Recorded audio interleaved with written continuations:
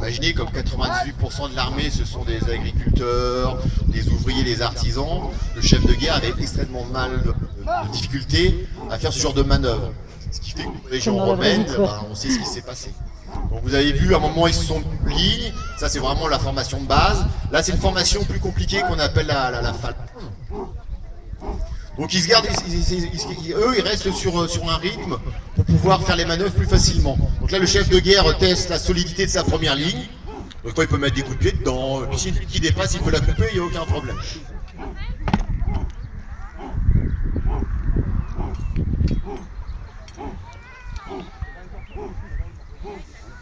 Là, ils vont essayer de faire un contre-équitesse ou aussi la tortue qu'on appelle, parce que aussi c'est quand il y avait quand même beaucoup d'armes de jet du côté des Romains, il fallait être capable de faire assez rapidement une formation capable de retenir les traits.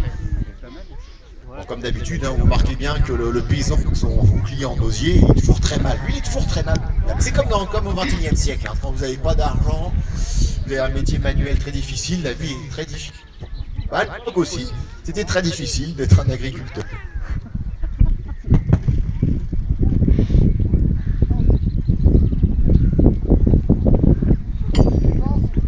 Alors, il faut savoir que dans la guerre des Gaules, la bataille d'Aquila, c'est une bataille car si on compte les troupes romaines et gauloises, donc les troupes dans Alésia et les troupes de secours, c'est un rassemblement de combattants qu'on n'a jamais revu avant les guerres napoléoniennes.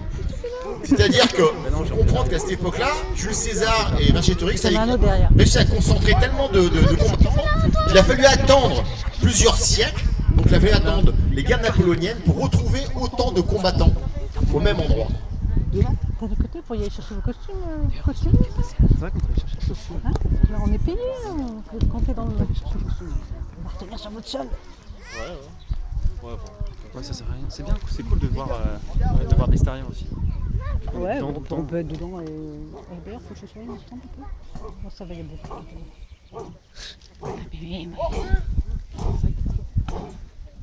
Vraiment c'est mauvais signe quand il recule, hein. Vraiment c'est un piège. La bataille de Cannes, pour ceux qui connaissent, où au centre étaient mis les Gaulois avaient été mis, enfin les Celtes avaient été mis au centre en espèce de phalange en ligne. Ils avaient ordre de rompre face aux Romains, de reculer, hein, c'est les armées d'Hannibal.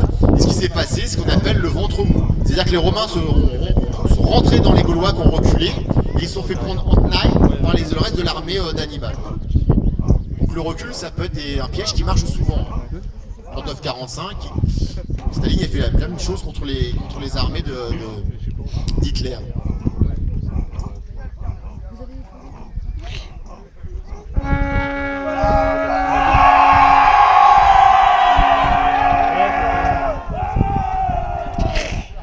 Ça va, il n'y a pas de mort les enfants? C'est bon, parce que ça glisse, ça, des fois il peut y avoir des accidents.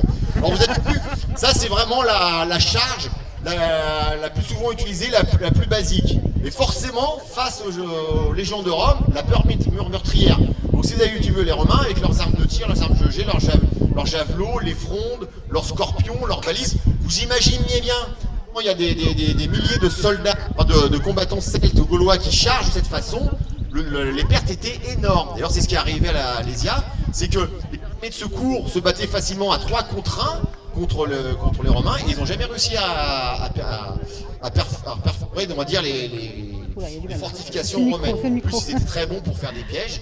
Donc c'est vraiment très destructeur. Surtout que le légionnaire romain, lui, bougeait pas, attendait, on va dire, les 4-5 derniers mètres pour lancer son pylône. Il faisait un ravage dans les premiers rangs, et forcément, sous la poussée des autres combattants, ils se tombaient les uns sur les autres, et ça faisait un fratras de chair. Quand on lit la guerre des Gaules, il y a toujours des chiffres énormes entre le nombre de morts romains et gaulois. Alors ça peut se comprendre, comme je vous l'ai dit, dans les légions de Rome, il y a très peu de vrais romains, il y a beaucoup de gaulois. Donc effectivement, s'ils comptent que les centurions, il y a 1 ou 2 centurions morts. J'ai eu 2 morts romains et en face, j'ai tué 10 000 gaulois.